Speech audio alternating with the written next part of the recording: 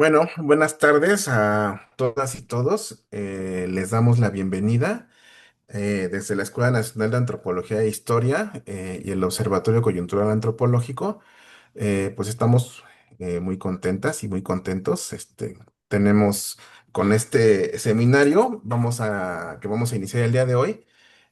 Cumplimos 5 años de trabajo arduo con el seminario permanente. Estamos celebrando nuestra quinta edición.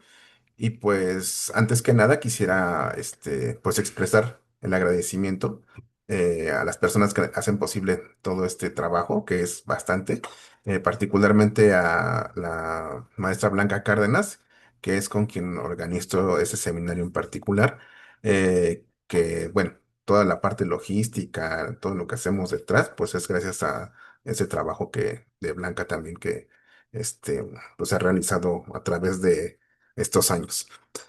Vamos a dar inicio con este seminario que hemos titulado Genealogías Antropológicas, Historia de la Investigación en las Ciencias Antropológicas en México. Para quienes se inscribieron, ya saben que hay un programa eh, que consta de siete sesiones. Las 7 sesiones son sobre las 7 disciplinas que se imparten aquí en la escuela. Va a ser una mensual, van a ser historia, antropología social, arqueología, antropología física, lingüística, etnohistoria y etnología. Ahorita Blanca nos va a dar una breve introducción sobre el seminario, de qué trata y pues más que nada cómo es que vamos llegando a esta temática que es tan importante, ya que en años anteriores hemos abordado algunos temas referentes a la divulgación, a la difusión, a las metodologías, y pues llegamos a este quinto año para hablar sobre las genealogías antropológicas. Y bueno, sin más, quiero darte la palabra, Blanca, y también agradecer que esté con nosotros al historiador Mario Alberto Álvarez, quien va a ser nuestro ponente el día de hoy.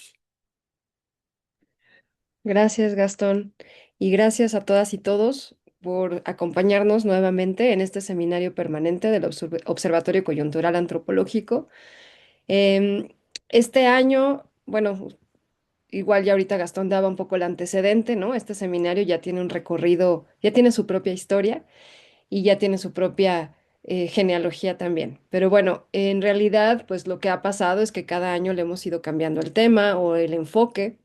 En alguna ocasión nos preguntábamos sobre metodologías, alguna vez fue antropología en acción, pensábamos sobre metodologías creativas o novedosas también, e invitamos especialistas que están haciendo trabajos más bien interdisciplinarios y transdisciplinarios. En años anteriores también nos preguntamos antropología para qué, en un ejercicio reflexivo, para qué sirve la antropología, a quién le sirve, y eso llevó después a tener el año pasado antropología para quiénes, con un enfoque hacia la divulgación. Pensar proyectos desde las diferentes ciencias antropológicas, proyectos con mirada divulgativa o de difusión también, pero bueno, con salida hacia la vinculación comunitaria, hacia el trabajo de co-creación y diferentes proyectos que tienen que ver con relación de públicos. En este año dijimos, bueno, a ver, ¿qué vamos a hacer este año? Vamos a hacerlo algo un poco distinto, vamos a desplazar la pregunta, vamos a preguntarnos otras cosas que aparentemente son triviales o que ahí están en la literatura, pero que normalmente no se abordan con la profundidad que creo que se requieren. Y me refiero particularmente a la historia de las ciencias antropológicas. Si bien existen múltiples libros, y bueno, hablando de las ciencias antropológicas en México, además, ¿no? Hay todo un gran ámbito por explorar. Y curiosamente, hace unos días estaba yo navegando en Facebook, scrolleando en la pantalla principal de Facebook, y me encontraba a una colega que decía, qué hermosa es la historia de la antropología mexicana y qué poco se ha dicho sobre ella. Y entonces, bueno, amablemente la invité a este seminario, no sé si nos esté viendo, pero también le decía, bueno, sí, existen libros, existe espacios, ¿no? Seminarios, círculos de lectura, este propio seminario en esta ocasión, en esta edición, y aún así había una sensación, al menos en ella y la gente que le comentaba, que no hay suficiente. Y dije, bueno, tal vez hay un acierto ahí, que este año, este seminario, lo dediquemos a preguntarnos por cómo se construyen los modos de hacer antropología, cómo han ido cambiando a lo largo del tiempo las prácticas y las racionalidades, hacia dónde vamos también, ¿no? Preguntarse por el pasado es también preguntarse por el futuro. Entonces, bueno, el objetivo de este año es analizar críticamente la conformación histórica de las ciencias antropológicas. Dejamos libertad a que nuestros ponentes invitados abordaran la antropología mexicana o alguna otra tradición, pero bueno, ¿no? Tratando de identificar condiciones históricas de emergencia, de desarrollo, continuidades, rupturas, no siempre el avance es lineal, relecturas que también se pueden hacer de diferentes momentos o episodios de la historia de las ciencias antropológicas, etcétera, ¿no? Tensiones.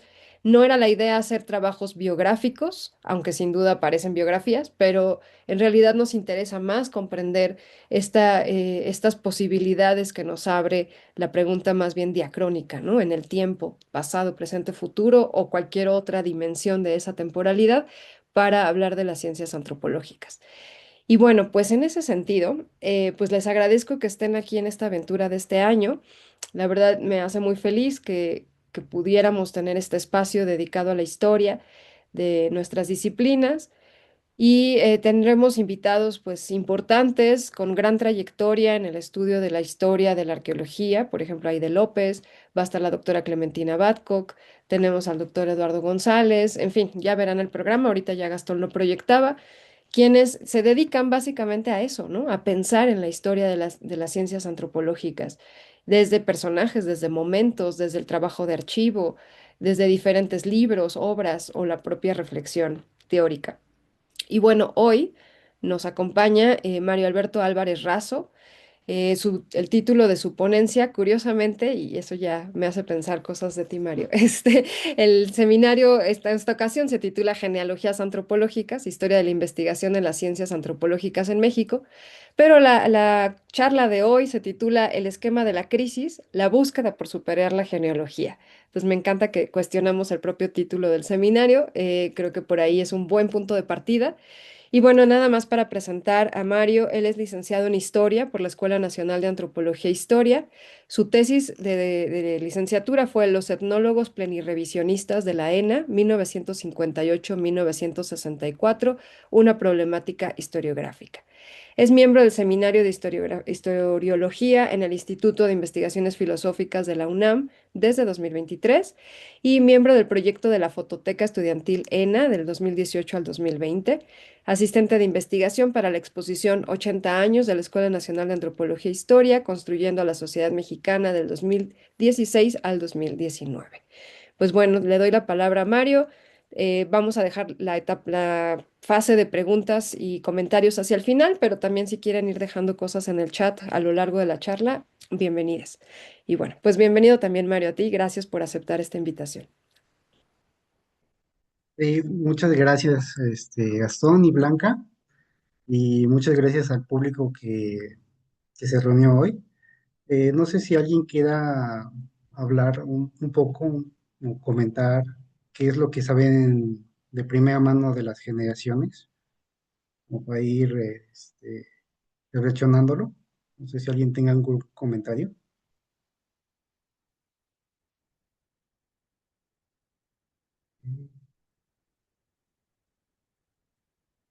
Bueno, partiendo un poco de lo que decía Blanca, originalmente mi tema era reflexionar sobre las generaciones y me encontré que en México había una tradición muy fuerte del estudio de las generaciones hacia el final de la época historicista, más o menos como por la década de los 70 80, y había mucho escrito, pero no había mucho condensado realmente. El momento en el que se ponen a hacer estudios de genealogías en México es un punto muy avanzado en la historiografía mexicana. Es un momento en el que se están abandonando estos espacios como tradicionales de la historiografía y al mismo tiempo se están incorporando nuevas tradiciones desde Francia e Inglaterra. Sobre todo, el estudio de las generaciones en México parte mucho de la tradición española y de la tradición alemana. Y ya lo vamos a ir viendo un poco la presentación. Muy bien. Bueno, empezando con el tema de las generaciones, es muy característico que tanto el tema de las generaciones no es como muy, como que se menciona muy por encima, pero existe en la historiografía mexicana y uno de los autores como más relevantes del tema es Wilberto Jiménez Moreno, que casualmente también hace historia de la antropología, aunque realmente sus temas son como más historia colonial, historia del mundo prehispánico, etnohistoria, creo que es muy reconocido por la etnohistoria. También es como el iniciador en México de los estudios críticos de las generaciones. No es como que no hubiera habido antes, sino más que nada porque él se actualiza mucho en este tema de lo que se está discutiendo allá desde los 40. Yo creo que está recopilando información sobre generaciones. Me parece que es uno de los primeros lectores en conseguir el esquema de las crisis de Ortega y Gasset, que es un poco por la razón que elegí el nombre de la presentación. Eh, Realmente el enfoque de las generaciones viene en varios libros de Ortega y Gasset, que es difícil de seguir como autor, pero no lo problematiza tanto hasta que hace un curso en Argentina cuando es exiliado, eh, que se llama, originalmente no iba a salir el curso completo publicado, solo una fracción que se llama El esquema de las crisis, y al final sí decide publicar las lecciones que faltaban. Y bueno, en el caso de Jiménez Moreno, retoma mucho bueno, se menciona que retoma de Ortega, porque sí le hace un seguimiento, pero realmente en su teoría de las generaciones, sobre todo sigue a un colega de Ortega en España, que es Julián Marías. Bueno, de Julián Marías, Jiménez Moreno retoma mucho de la teoría de las generaciones y siempre está a la espera de problematizar más allá de las generaciones y se queda a punto de llegar como a la problematización más profunda de las generaciones. Eh, el libro como más detallado donde habla de las generaciones es El enfoque generacional en la historia de México, que fue para un seminario de cultura mexicana. Creo que se realizaba en Puebla el seminario. Y realmente es un libro muy corto, son como unas 24 páginas más o menos. Y después va reflexionando el tema de las generaciones en artículos breves. Uno es un artículo para la revista Cuicuilco, me parece que es en el primer número de Cuicuilco, y otro es una conferencia para los 40 años de la Escuela de Antropología. Bueno, sobre todo este libro del enfoque de las generaciones, aunque es el primero, es como el más detallado en la teoría de Humberto. Am, y menciona que originalmente iba a preparar un libro. Bueno, menciona que está de manera inédita unas notas para un libro que se llama Las ciencias sociales en el México independiente. Por lo que he podido consultar de su biblioteca personal y de su archivo, todavía está en catalogación esa parte, pero ojalá que pronto veamos un poco de luz sobre ese libro. Eh, Sobre todo si consultan su biblioteca personal, encuentran que los libros de Ortega están, tienen de repente anotaciones y subrayados, aunque no son muchos, pero se nota mucho que las cosas que subraya son muy potentes. Ah, bueno, también sabemos mucho de que Jiménez Moreno le interesaba las generaciones, y las generaciones desde la perspectiva de Ortega y Gasset por Luis González y González, que también es un estudioso de las generaciones. Tiene un libro que se llama la ronda de las generaciones. Y como subtítulo ese libro creo que se llama El ciclo de la reforma y de la revolución. Menciona que había otros historiadores allá por 1974 que estaban preparando distintos libros sobre las generaciones, lo que me lleva a pensar que Jiménez Mono estaba preparando el libro dedicado a la independencia de México. Eh, Al final solo salió el de González y González y tiene información muy interesante, ah, pero creo que nos desviamos mucho del tema si lo revisáramos, pero vale la pena. También por la forma que escribe González y González es muy ameno. Ah, bueno, entonces el libro que realmente retoma mucho Jiménez Bueno es este de Julián Marías, de El método histórico de las generaciones, y recupera ideas de, bueno, Julián Marías recupera muchas ideas de autores europeos que hablan de generaciones, principalmente son franceses y alemanes. En el caso de Sulvalier, eh, viene el planteamiento de que las generaciones se dan cada 15 años, como si cada 15 años cambiase la vida espiritual de las naciones.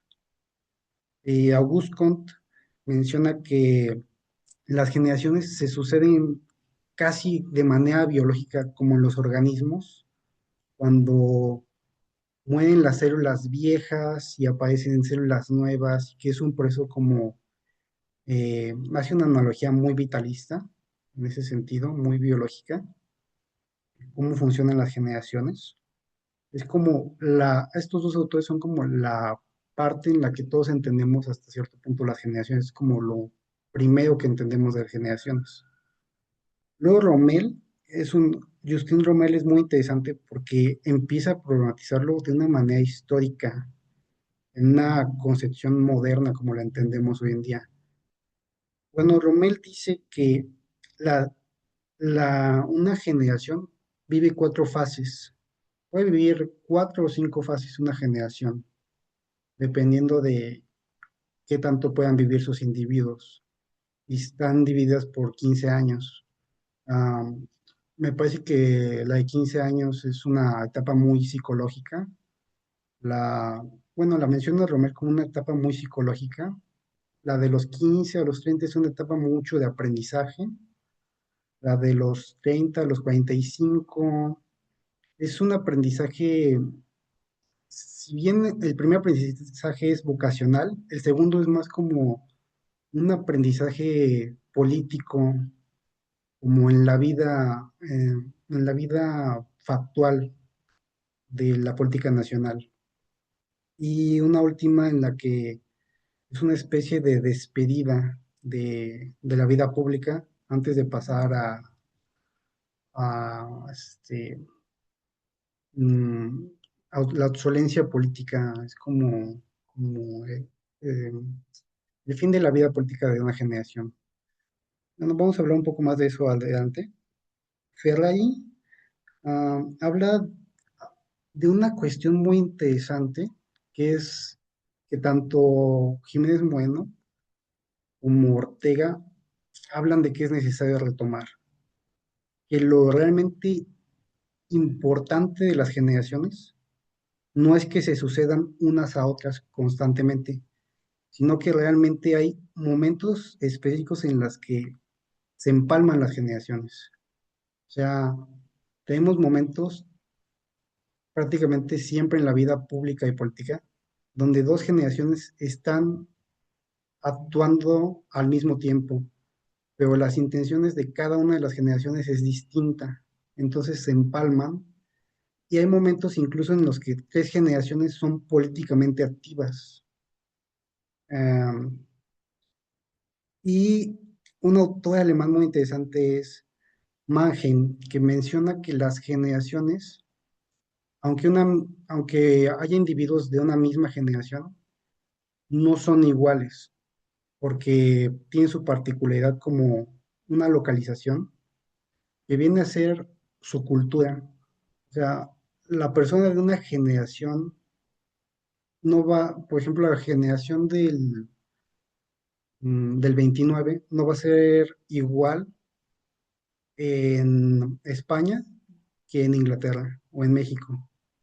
Eso tiene que ver con la cultura que tienen ellos, pero también al mismo tiempo no va a ser lo mismo las generaciones en, en la metrópolis cultural occidental que lo que va a ser las generaciones en las periferias de Occidente. Y conexión es algo interesante, el planteamiento de la conexión, porque viene a ser como las generaciones operan de manera diferente si están en el campo o en la ciudad.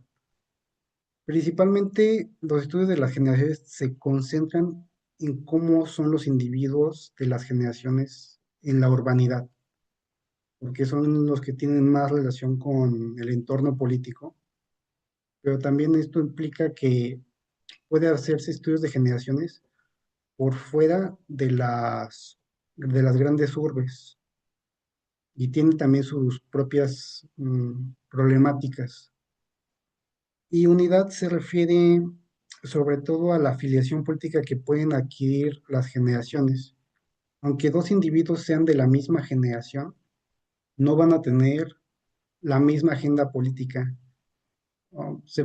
Dentro de sus propias generaciones, se van a subdividir según sus intereses políticos. Entonces, esto se ve muy claro que hay gente que es como en una generación es como muy liberal y hay gente que es muy reaccionaria a los cambios de la época. Y al mismo tiempo es paradójico porque pertenecen a la misma generación, pero tienen vocaciones e ideales políticos distintos. Aquí rescaté una frase del libro de Marías, que es que no entendemos lo que quiere decir una persona. Originalmente dice algo así como un hombre, pero un hombre en el sentido general. Bueno, no entendemos lo que quiere decir una persona mientras no sabemos en qué fecha lo dice y de qué fecha es esa persona. Incluso un autor que diga las mismas palabras en sus 15 años no va a tener el mismo sentido que cuando los diga en sus 60 años, porque el clima histórico es muy distinto y las intenciones y el contexto cultural es muy distinto. Decir algo a los 15 años que decirlo a los 60, por ejemplo. Bueno, aquí es interesante lo que, si yo he visto algo que retoma, algo que propone Jiménez Moreno, es que en Jiménez Moreno hay como una especie de búsqueda por juntar tanto la historia como la antropología. Entonces él propone que las generaciones, aparte de ser pensadas en una época, en un posteo como él le dice, que es el momento de agencia política, y que al mismo tiempo estas generaciones se empalman.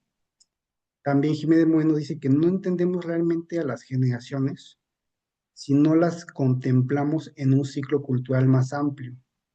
Quiere decir que no vamos a entender a una generación, él reflexiona en la generación revisionista, pero dice que no vamos a entender a los revisionistas si no entendemos las generaciones que vienen antes de ellos y las generaciones que van a ir después de ellos.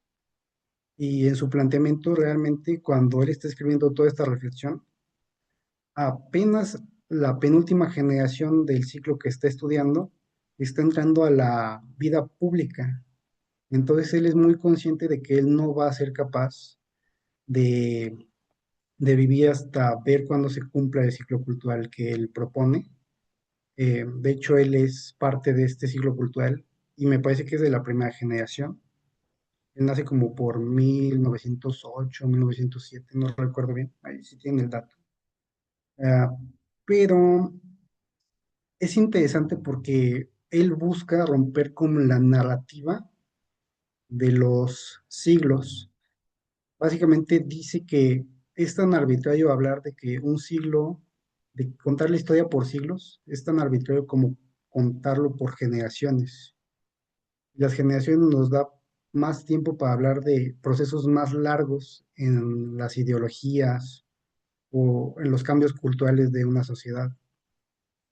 Eh, y aquí agregué en estas flechas las fases que menciona Rommel que le interesan mucho a Jiménez Moreno. Creo que lo que más retoma de toda la reflexión, antes de pasar a los puntos orteguianos propiamente. Y bueno, en general, los autores como Ortega, Marías, Jiménez Moreno, en algún momento también Dilthey y eh, González y González reflexionan y ven que las generaciones tienen muchas limitaciones. Para empezar, están centradas en la historia de los individuos varones. Quiere decir que el problema con las generaciones es que tienen la genealogía. Ah, por ejemplo, siempre dependen, estos ciclos de 15 años dependen más bien de la relación que tiene un varón con su padre, más que la relación que pueda tener la madre con los hijos. ¿No? Está pensada de esa manera porque al final de cuentas la sociedad occidental tiende a ser muy heteropatriarcal y es un problema en la dinámica histórica cuando vemos un siglo como el siglo XX, donde hay una apertura hacia la participación más activa de las mujeres en la política. Entonces, ahí queda muy limitado el esquema de las generaciones para una época más contemporánea de nosotros. Tiene un carácter etnocéntrico porque la forma en la que operan las generaciones es muy occidental. ¿Qué quiere decir esto? Que en sociedades que no tienen formas monogámicas de, de filiación sexoafectiva, pues las generaciones se rompen fácilmente, no podemos operar la misma lógica que tienen, por ejemplo, en, en el mundo occidental o incluso en las urbes, porque las relaciones en el campo incluso son más rápidas, las generaciones son más cortas porque mencionan que los individuos se pueden casar más pronto, pueden tener descendencia más pronto, el sistema de trabajo los obliga a ¿cómo decirlo? Ser autónomos económicamente más temprano. Entonces las generaciones también tienen esa limitación. Um, en una unidad. Sí, el hecho de que se centre en una unidad generacional particular quiere decir este aspecto de que cuando vemos a las generaciones, vemos sobre todo las generaciones en las urbes o las generaciones que tienen eh, suficiente peso político para considerarlos como pensamiento metropolitano, pensamiento de las grandes urbes.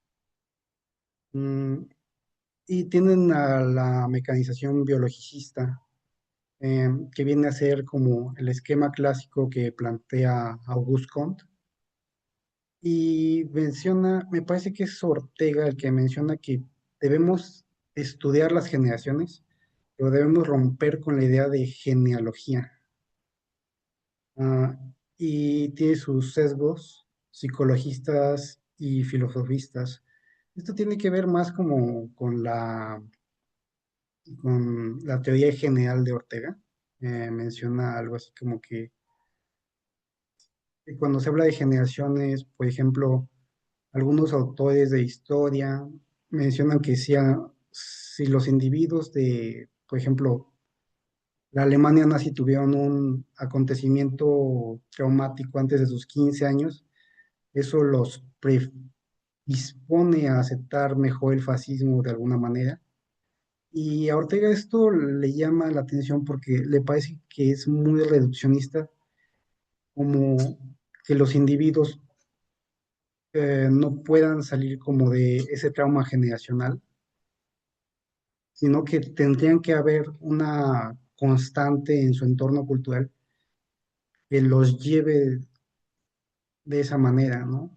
Ah, no es como que les pase algo catastrófico antes de los 15 años y ineludiblemente tengan que optar por una opción política determinada.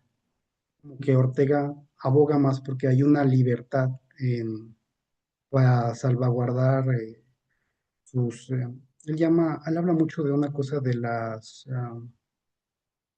ay, ¿cómo se llama? Las circunstancias, para salvaguardar las circunstancias. Mm, y pues básicamente estos autores hacen esta crítica porque a partir de estos puntos es que realmente empezamos a ver la problemática de las generaciones eh, por una concepción histórica moderna, eh, una problematización más seria de las generaciones. Siendo un poco con Ortega, eh, realmente las generaciones no es como el enfoque de Ortega. Ortega presenta algo que llama la razón histórica y me está preparando un libro por muchos años de la razón histórica. Al final no lo publica, pero hay como elementos de su teoría histórica en varios de sus libros. Él lo va desarrollando por mucho tiempo y en México es seguido por muchos autores. El aspecto de la ideología, por ejemplo, ideas y creencias se distingue mucho en la historiografía mexicana porque tienes, es muy bien recibido por autores como Edmundo Gorman y Luis Villoro. Las minorías calificadas. Esto es un aspecto que él retoma como de la historiografía alemana de Breisig, y que podemos ver muy claramente en los estudios de historiografía a lo largo de México. Quizás el autor con el que más se note esto sea con Bernabé Navarro, y también Luis Villoro, me parece. Eh, Esto de las minorías calificadas quiere decir que, perdón, estoy compartiendo. Ah, Esto de las minorías calificadas es algo que insiste mucho Ortega porque lo que le interesa es, ¿cómo decirlo? ¿Cuáles son los actores que tienen agencia política? En, a Ortega le interesa mucho la historia, pero en un sentido político. Esto lo retoma, también retoma mucho esto de su lectura de Giambattista Vico, junto con su idea nueva sobre qué implica la crisis. Ah, en, en torno a las generaciones, creo que el texto que más es importante de Ortega es En torno a Galileo o el esquema de las crisis. Es el que más retoma Jiménez Bueno, pero nunca llega realmente a publicar con sus avances en esta cuestión. Y parece que Jiménez Bueno se dirigía a hacer un estudio sobre las generaciones y la política de la independencia, más que realmente la historia de la antropología en el siglo XX, que fue al final lo que nos legó sobre todo. La biografía, esta parte es muy interesante porque en Ortega el estudio más claro de las generaciones que se pone es realmente hacer un estudio de generaciones. Es Velázquez, pero realmente Velázquez es una biografía. Entonces, en Velázquez habla mucho de la generación de Velázquez para entender cómo un hombre como, estoy hablando del pintor Velázquez, cómo Velázquez surge de esta generación y qué lugar desempeña Velázquez en su propia generación y en su propio entorno cultural. Al final termina diciendo que Velázquez, aunque nosotros lo veamos como un pintor, realmente él se veía más bien como un político de la corte. Y por eso hay muy pocas pinturas de Velázquez, porque realmente solo son encargos que le hace el rey, pero en su día a día se desempeñaba más bien como político, como diplomático, que que como pintor, aunque lo tengamos en la posteridad como pintor. Es un interesante estudio de la psique y también de la cultura de la época. Me parece que es después del siglo de oro español, pero es interesante cómo hay una conexión tan estrecha en la teoría de Ortega entre lo que es el individuo y el colectivo. Sobre todo eso se ve en El hombre y la gente. El hombre y la gente también es unos cursos y originalmente El hombre y la gente iba a ser un libro también. Y es donde Ortega apunta mucho hacia el aspecto antropológico de, de la historia. Dejé esta frase abajo, que originalmente la reflexión de esta frase viene en un libro de Ideas para una historia de la filosofía, y Ortega va coqueteando mucho con la idea de que al final de cuentas la historia es una forma de antropología, porque es una antropología en el tiempo, porque hablar de una persona que vivió 100 años antes que nosotros no es hablar como de, en alguna manera sí es hablar como de un antepasado nuestro, pero también implica hablar con una persona que vive en un entorno cultural muy ajeno a nosotros y nos es del todo extraño. A ver. Y en general, el esquema de las crisis, como lo propone Ortega, él habla de que tanto las crisis, las épocas de crisis y las épocas de decadencia eh, eh, son en general una proyección de un presente histórico a un pasado. O sea, los historiadores, cuando hablan del pasado, idealizan algunas épocas y demeritan otras épocas en consecuencia.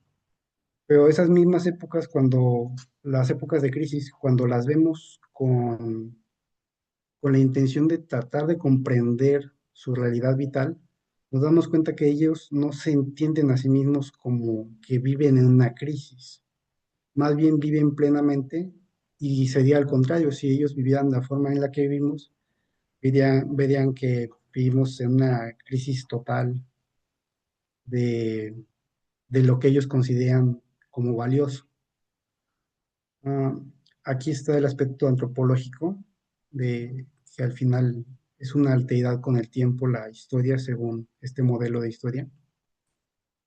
Ah, y la historia no puede ser entendida como acumulación de aciertos ni de errores, porque no es una manera, Ortega menciona que no es una manera de pensar la historia porque no produce conocimiento histórico. Tiende siempre a, a minimizar eh, los aportes que una generación o una época hace, aunque veamos que tal vez en una época característica de crisis no haya instituciones como las que nosotros consideraríamos de esenciales, vemos que la realidad histórica tiende a buscar un valor, tiene sus propios sistemas de valores, y menciona que si realmente hubiese épocas de crisis sería imposible porque la humanidad en ninguna época de la historia se ha suicidado. Ah, en la teoría de la historia. Mm, bueno, esto se conecta con el siguiente punto de que es una negación. Bueno, habla sobre que mm, los historiadores científicos siempre tienen una cuestión de hablar de que tienen que viajar al pasado sin prejuicios. Pero Ortega dice que eso tampoco produce un conocimiento histórico, porque aunque no los aceptemos, nosotros como historiadores siempre tenemos un prejuicio implícitamente. Esto me recuerda mucho a lo que usan los antropólogos sobre lo ético y lo émico. Entonces, el ser consciente de nuestros propios prejuicios con un tiempo o con la cultura en general nos da más herramientas como historiadores para pensar épocas pretéritas. Ah, Así como cada época forma su propio mundo, de la misma manera, sí.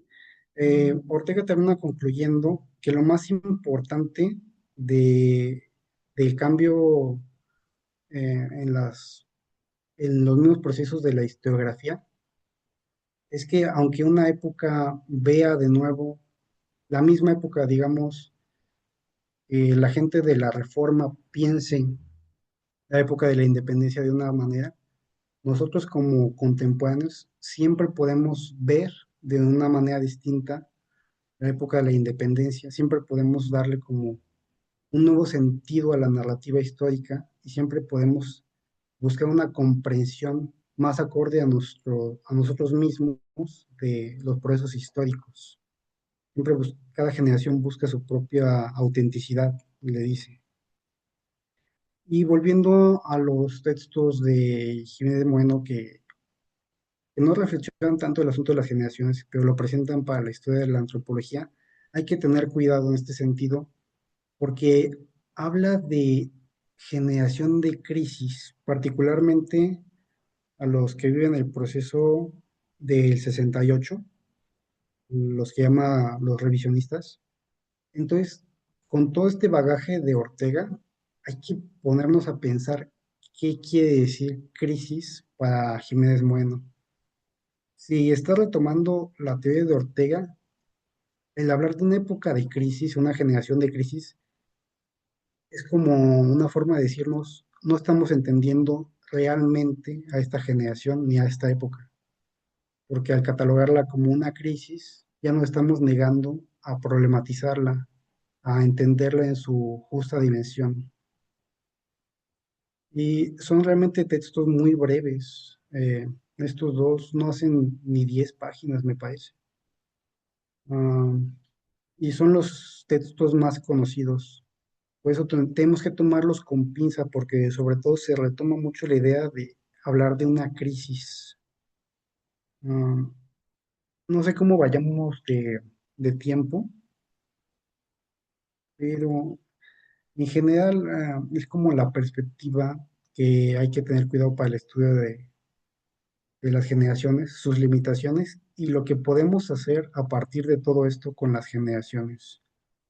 Ah, bueno, yo traté de estudiar en su momento el asunto de las generaciones en la escuela de antropología. Me concentré sobre todo en los que más o menos podía seguir, que eran los egresados, y noté que el periodo, bueno, la generación que se acusa de ser una generación de crisis, sobre todo sufre un proceso en el que eh, a diferencia de la generación anterior, se relega un poco la arqueología en pro o en favor de la etnología. Es un proceso de etnologización en los temas de la antropología mexicana.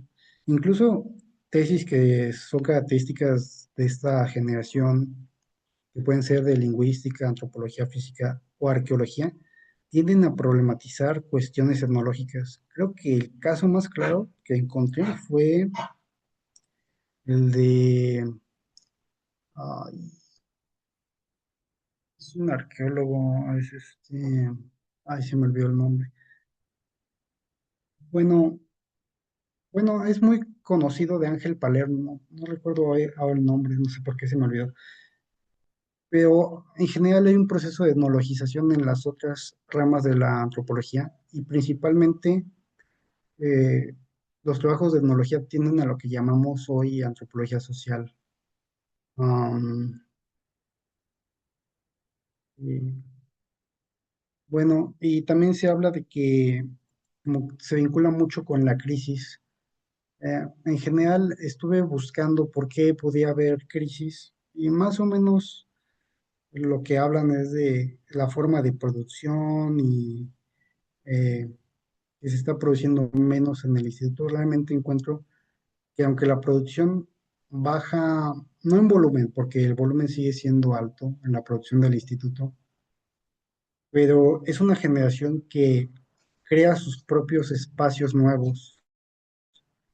Sobre todo impulsa a hablar de antropología en círculos como el Colegio de México, la UNAM. crean una editorial que es Nuestro Tiempo, ah, ah, pa- para hablar de temas antropológicos por fuera de mm, como de la oficialidad del instituto. Y aunque parecía que es una época de crisis hacia los 80 70, realmente empiezan a surgir nuevos espacios y nuevas facultades donde podamos hablar sobre la antropología, sobre dónde problematizar. Incluso hay mucha discusión con países de América Latina sobre temas temas sociales, también con España, que no eran como eh, espacios característicos anteriormente. Y el asunto de que los cataloguen como revisionistas llama la atención porque no queda muy claro qué es ser revisionista. Ah, en general, se aplicaría a todo el ciclo.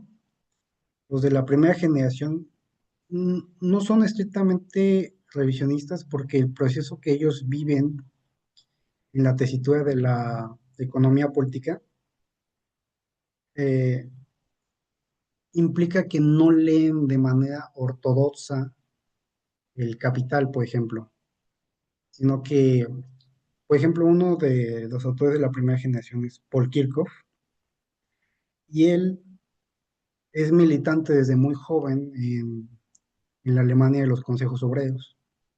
Entonces, en la Alemania de los consejos obreros hay una fuerte crítica a lo que en años posteriores va a ser la narrativa y ortodoxia eh, estalinista.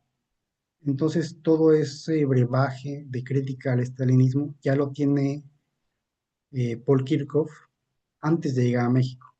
Entonces, no es como un autor que sea muy dado a aceptar como la narrativa de la Revolución Mexicana o de la posrevolución, que es muy dada a estar afiliada con la narrativa de la revolución estalinista. Es muy crítico en ese sentido y también es muy cercano a, a Bill Fogel, que también es muy crítico con esto. En la siguiente generación de los proto-revisionistas hay una lectura muy interesante de textos que podríamos considerar como la base de los textos etnológicos de Marx para la economía política y la etnología. Y es una lectura que, por ejemplo, no se podría tener en la órbita soviética. Y me llamó la atención de que muchos que retoman esta etnología marxista en la generación proto-revisionista son sobre todo autores norteamericanos que vienen a estudiar a la ENA. Y en la generación plenirrevisionista hay como una reivindicación del campesinado y una relectura de la economía política clásica. Sobre todo retoman mucho a Chayanov y a Edith Wolf para um, hablar sobre el campesinado. Que no sería como un tema, es como un tema de tapón para la ortodoxia estalinista, como hablar de los campesinos hasta cierto punto, como que sus problemas ya fueron resueltos, el Estado ya resolvió sus problemas y sigue resolviendo sus problemas de poco a poco. Y entonces la generación plenirrevisionista, o simplemente revisionista, dice, por ejemplo, este libro es muy fuerte de Y venimos a criticar. Dice, pues parecía que la Revolución Mexicana realmente no cambió las condiciones de vida del campesinado. Eh, es una crítica muy fuerte, usando incluso la narrativa clásica de la economía política. Y es interesante que retomen a un autor como Chayanov, que fue muy importante para el régimen estalinista y después fue en el proceso de estalinización, terminó muriendo en un gulag. Entonces, tiene como ese sentido de crítica con el mismo actuar que tiene el estatismo. Eh, por lo general, eh, eso es lo que he investigado sobre el punto de las generaciones. Queda pendiente revisar sobre todo las generaciones epirevisionista y posrevisionista, que serían como el fin del ciclo y son como lo que nos permite contemplar a grandes rasgos cuál es la inmanencia de muchas temáticas de la antropología mexicana en el siglo XX. Apenas está por acabar el siglo, me parece, pero es interesante como contemplarlo en un proceso más largo de cómo era la antropología en los 30, irla comparando sucesivamente con cómo llega a ser la antropología en nuestros días. Aunque autores como González y González dicen que realmente no hay como un método tal cual para estudiar las generaciones, me parece que tenemos una gran ventaja de que podemos retomar muchas herramientas de la historiografía y de la archivística, sobre todo en sus sentidos más hermenéuticos, más bien más heurísticos, para basar en interpretaciones más hermenéuticas paulatinamente. Y en general eso es lo que quería compartir en esta sesión. Muchísimas gracias, Mario. Realmente hay varias reflexiones que comentas que realmente agradezco que queden aquí sobre la mesa en esta primera sesión del seminario. Eh, Ahorita te escuchaba y pensaba en esto que tú decías de el tiempo o el pasado como una alteridad, ¿no? Y los conceptos de Emic para la antropología. Creo que desde la antropología nos sentimos más seguros en esas categorías, no tanto en el trabajo histórico, pero tú lo conectas muy bien y me parece muy valioso plantear esto, ¿no? Visitar el pasado es también, pues, visitar otros referentes, otros mundos, otras formas de vivir, de pensar y de existir. Específicamente, pues, este cuestionamiento que haces sobre las genealogías y me parece que también es importante, y empezabas con ello, ¿no? De decir cómo, de una manera muy crítica, ¿no? Cómo se ha privilegiado, por ejemplo, la historia de hombres, ¿no? O la historia de gente exitosa y de logros y de publicaciones que tienen amplia difusión en editoriales de gran espectro.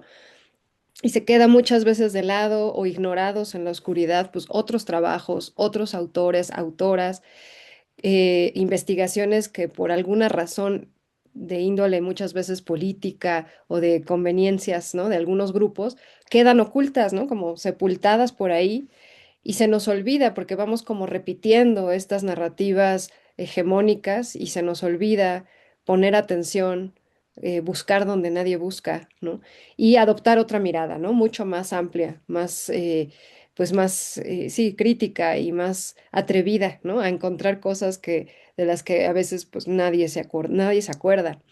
Entonces, bueno, creo que es una charla muy sugerente, ¿no? Nos invitas a hacer también una reflexión de nuestras propias disciplinas o de nuestros propios temas, a hacer un estado del arte incluso, ¿no? De nuestros propios temas de investigación y con esta mirada, ¿no? Con esta, pues, ejercicio crítico, retrospectivo de ir buscando cosas de las que tal vez nadie ha dicho nada, ¿no? Todavía, o lo han dicho, pero de maneras que también habría que cuestionar, ¿no? Es una reflexión interesante. Pues bueno, está abierta el chat, está abierto el micrófono, quien quiera abordar, hacer alguna pregunta. Nada más aquí en el chat, María Teresa Meneses se adelanta, dice, ¿cuáles son las diferencias epistemológicas entre la genealogía y las generaciones? Ahí sí, Mario, nos puedes ayudar en lo que alguien más se anima a tomar el micrófono. Bueno, sí, creo que la diferencia más importante entre las genealogías y las generaciones es que pensar las generaciones de forma histórica implica no pensarlas como el fin en sí mismo, no que el fin en sí mismo de las generaciones sea una metodología que acompañe a una teoría de la historia más compleja. Am, También las generaciones o el esquema de las crisis pretende mm, como romper con esa eh, eh, ese, ¿cómo decirlo? Mecanización biologicista, sobre todo. Creo que es lo más importante, romper con esa narrativa biologicista, determinista, incluso nominalista a veces.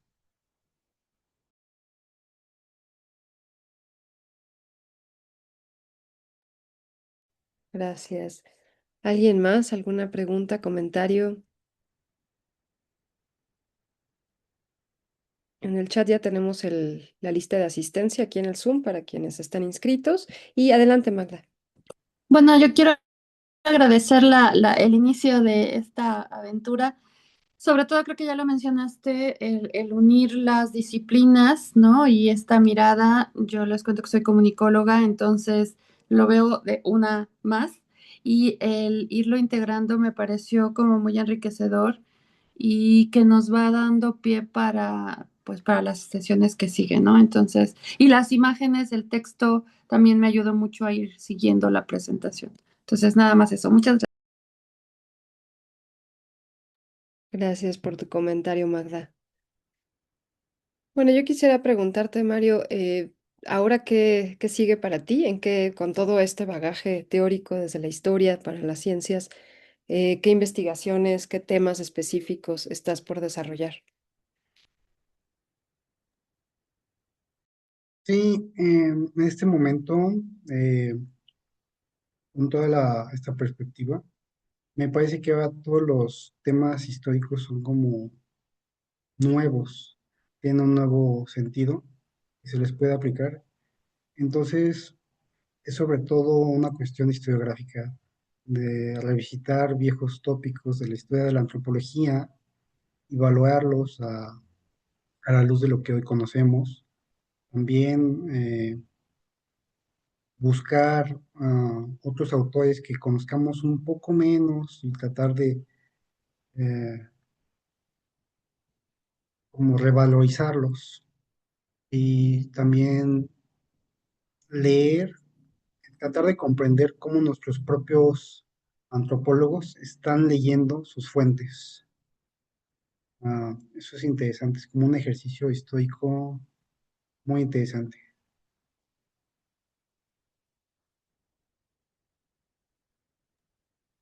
Muy bien. Hay otra pregunta en el chat de Allison. Quisiera preguntar de dónde proviene esta visión de concebir a las generaciones como camino que evoca hacia un supuesto fin. Mm, mm, bueno, sí, sí dije fin hace rato, pero más bien es como un sentido.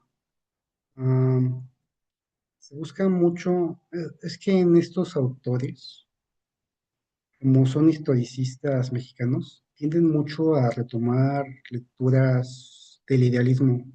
Por ejemplo, les gusta mucho Kant, Fichte, Hegel. Esto se nota mucho, por ejemplo, en O'Gorman, se nota mucho que tiene una búsqueda por encontrarle el fin de la historia en, en su sentido histórico. O sea, mm, el sentido de un proceso histórico, pero admite que este sentido también es pensado desde el presente.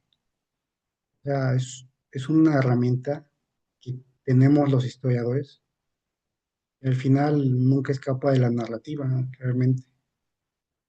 Pero la finalidad en todo caso sería comprender mejor otra época. Guayo Gorman me parece que en Crisis y Porvenir tiene una frase así de que la teoría del historiador debería ser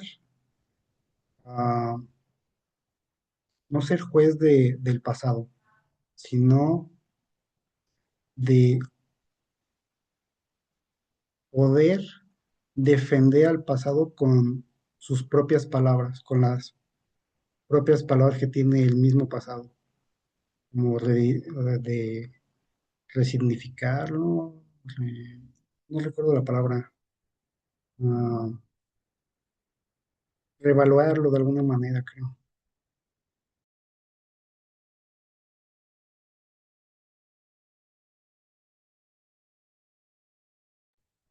Seguimos con Magda, que nos dice cómo ligar las disciplinas desde las distintas miradas y su interrelación. ¿Cuál es la trascendencia para las nuevas generaciones?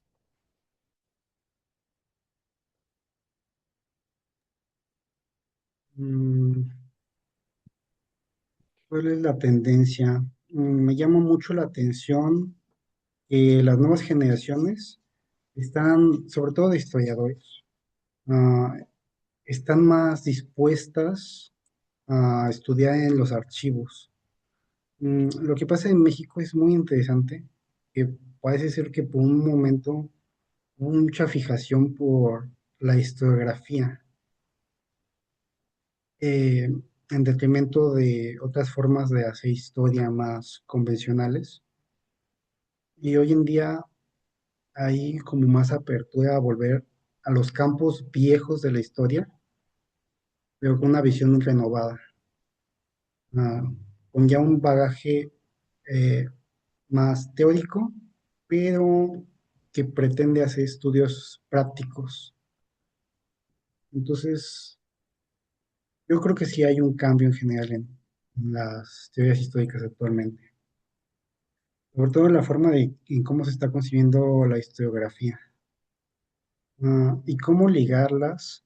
Realmente es interesante porque, bueno, yo traté de ligar como cuál es la forma en la que ve un antropólogo y cómo lo ve un historiador. Ah, es muy interesante pensar en que otro tiempo de alguna manera es otra sociedad. Entonces hay muchas herramientas que de la antropología y de la etnología nos sirven para mejorar como historiadores. Um, Dice aquí, la genealogía en la historia es un medio instrumento ideológico para legitimar el poder y o exclusión social, o es más bien una herramienta que permite comprender continuidad cultural.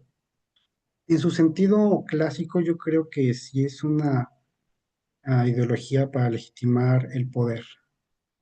Como ya lo había dicho Blanca, pues es muy claro que en las generaciones quedan por fuera los que están en la periferia, quedan por fuera los que no operan de las maneras tradicionales, quedan por fuera sobre todo las mujeres.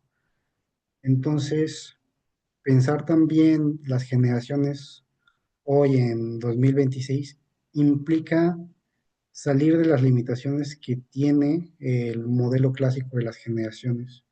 Y también, o sea, como instrumento de la historia, realmente es muy raro. Me parece que era una temática del siglo XIX, muy poco a principios del siglo XX, y en México como que tuvo una islita donde sobrevivió un poco, pero realmente es difícil encontrarla en otras historiografías. Bien. Mm, ¿Cuáles serían las implicaciones teóricos metodológicas de esta postura de pensar la historia como una antropología del tiempo?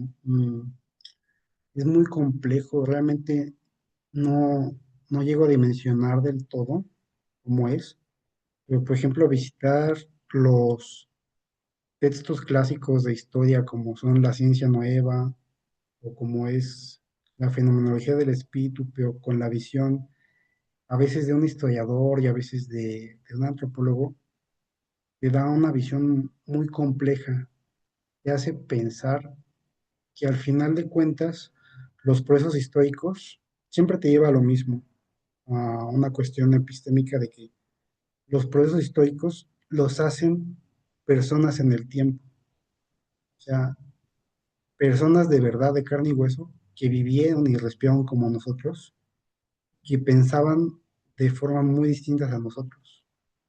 Entonces siempre nos pone en la tesitura de un proceso epistémico como investigadores, de tratar de no reducir realidades eh, históricas complejas, siempre pensar muy minuciosamente lo que queremos decir de otra época. Las condiciones genealógicas de la historia. Mm, sí, yo creo también lo mismo que Milton. Ah, la concepción genealógica un, sería un problema para nuestro proceso de historia histórico de la igualdad. Mm, al final, a retomar como el asunto de las generaciones, me parece que es un buen acierto este seminario, porque generaciones implica siempre una dinámica muy política. No, es una forma de historia política que siempre está presente y siempre da el lugar para que sea muy polémica. Y de esa polémica yo creo que nace un diálogo, puede surgir un diálogo muy importante entre nuestras perspectivas teóricas. Mm, un libro que yo recomendaría para adentrarse en la historiografía en general. Historiografía en general. Yo creo que para el caso la dinámica de este seminario, la colección de libros de la Antropología en México de Carlos García Moa es muy bueno, pero para historiografía en general, yo creo que un texto muy bueno es el prólogo que hace Chatelet a El nacimiento de la historia, pero es un poco pesado. Entonces, a mí me gustó, por ejemplo, mucho el de Ideas para una historia de la filosofía de Ortega y Gasset y historiografía en general. Ah, aunque a veces lo esconde mucho, yo creo que una buena forma de empezar en historiografía es Edmundo Gorman, aunque de repente esconde mucho como sus filiaciones ideológicas, es un buen autor. Más que más que eh, ¿cómo se llama este? El de la, ay, más que la invención de América, yo creo que su prólogo a José de Acosta, el primer prólogo de José de Acosta es muy bueno. Es un buen estudio historiográfico.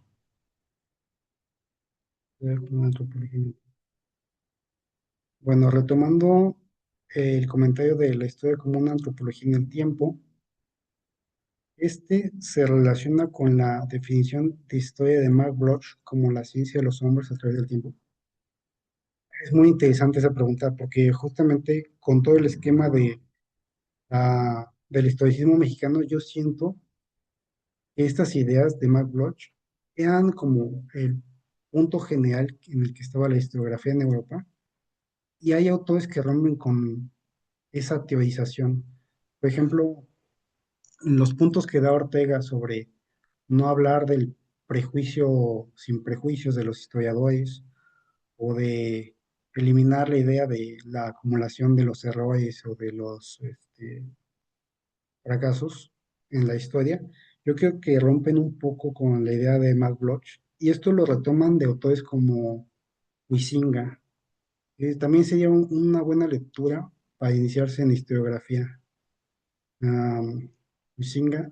Y en México también alguien que problematiza mucho y que podría ser bueno de leer después de leer a Mark Bloch sería Ramón Iglesias. Es un autor muy poco conocido, pero es muy bueno y te da una visión que problematiza más allá de lo que hace Bloch. No sabría cómo explicarlo. Eh, como que se cuestiona si realmente podemos aceptar estas máximas de la historia. Y eso lo toma muchos elementos sobre la teoría de los valores. ¿Cómo se llama este alemán? Rickert. No Ricord, es otro autor, es Ricord se llama. Tiene un libro sobre ciencia cultural y ciencia natural, algo así se llama el libro. ¿Cómo se llama la obra de Ramón Iglesia? Puedes encontrar mucho de Ramón Iglesia en su libro de El hombre Colón y otros textos. Y alguien que hizo muy buenos estudios sobre él fue Juan Ortega y Medina, me parece que fue su alumno. Y también Álvaro Matute estaba muy interesado en Ramón Iglesia. Uno de los mejores de Ramón Iglesia es una ponencia que dio en la Universidad de Guadalajara sobre la historia, sus límites, y creo que se llama así. Lo encuentras como en 1940 en ese libro de El hombre Colón, la historia y sus limitaciones, creo que se llama. Muy bueno. ¿Cómo se llama? Ok.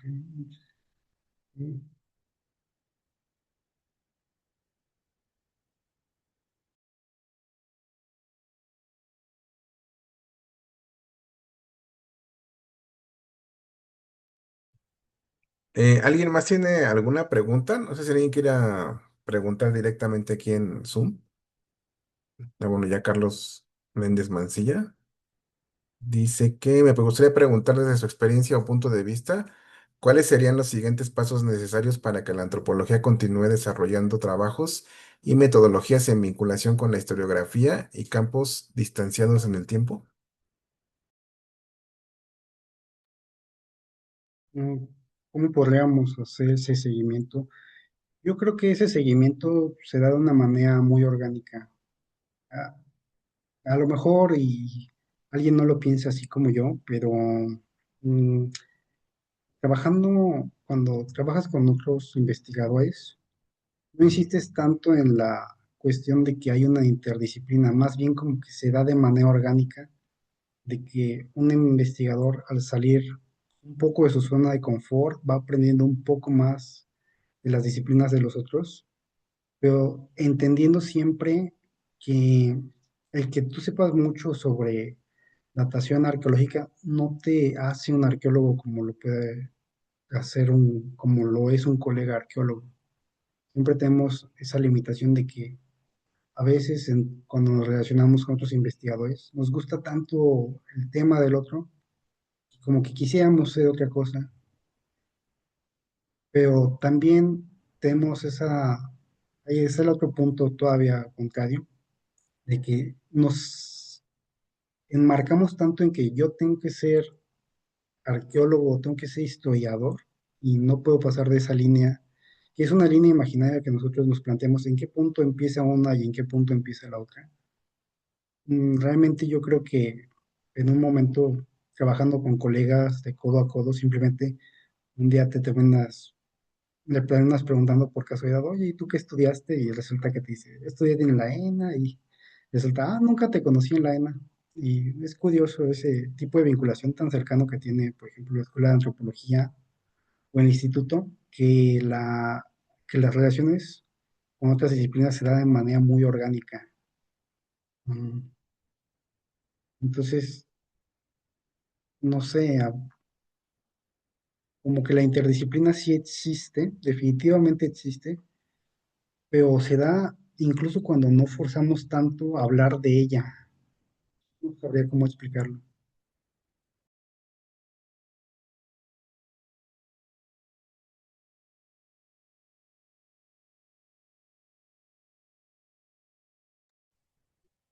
Ok. ¿Alguien más tiene alguna pregunta?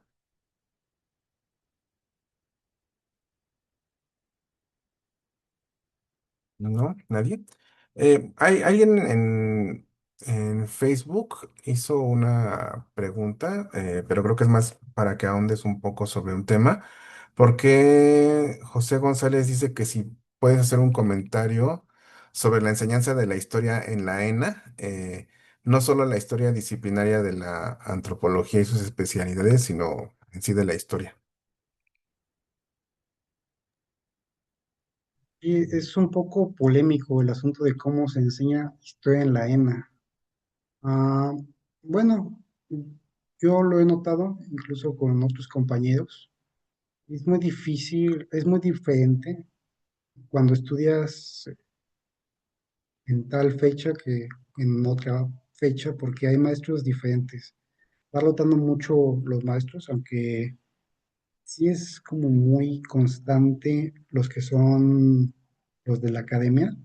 Y me parece que en general la enseñanza de la historia en la ENA está muy bien.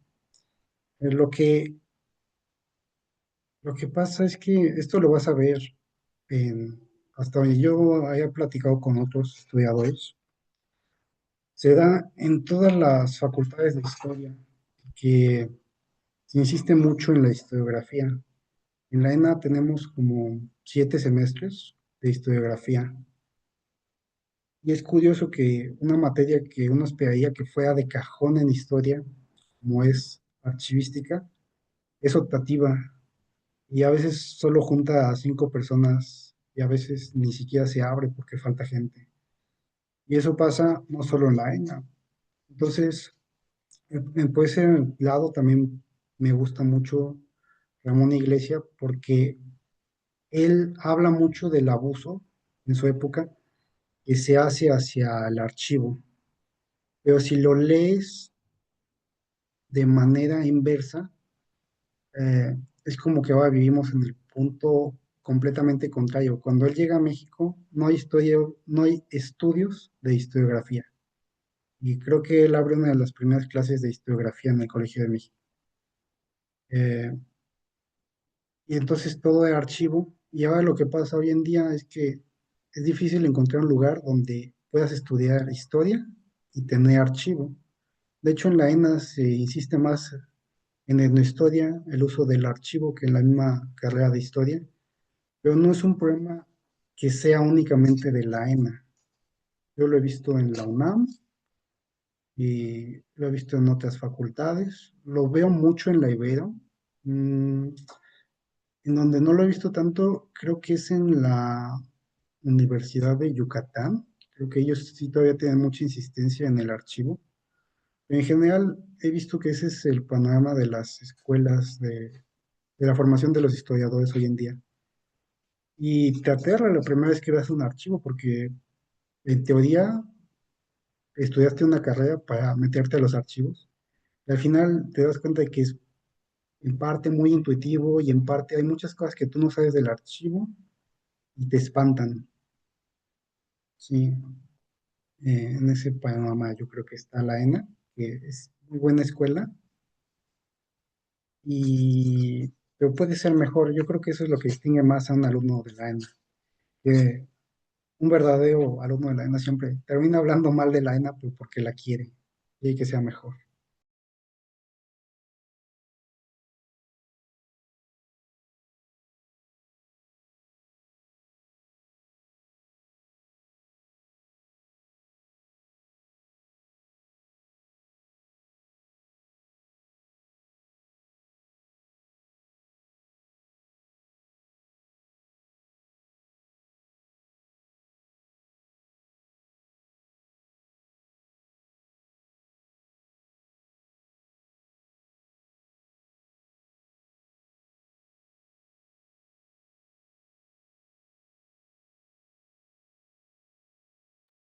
Ya, perdón, es que se me desconectó el ratón. Este, no sé, ¿alguien más tiene alguna pregunta o algún comentario?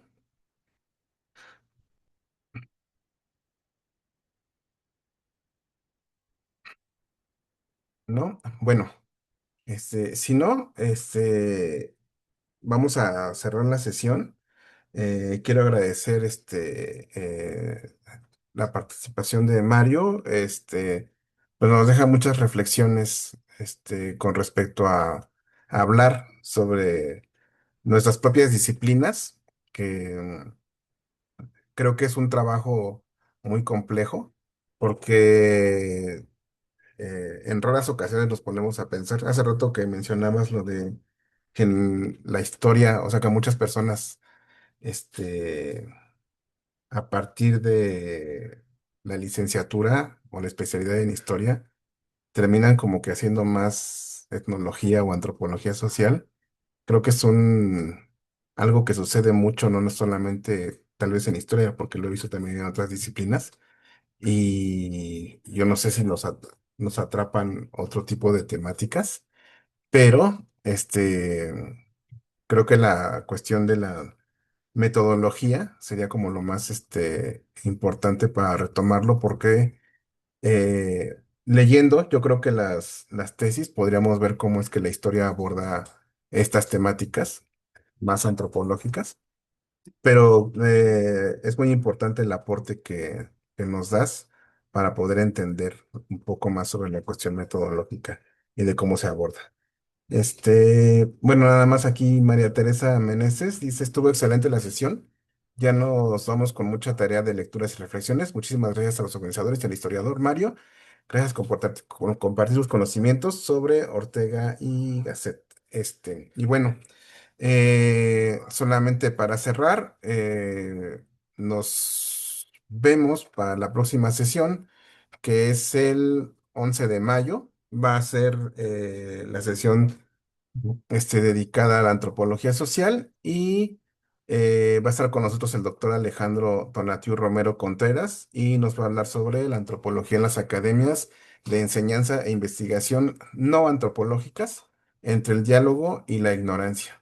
Y bueno, sin más, nuevamente muchas gracias y los esperamos para la siguiente sesión en el siguiente mes. Gracias.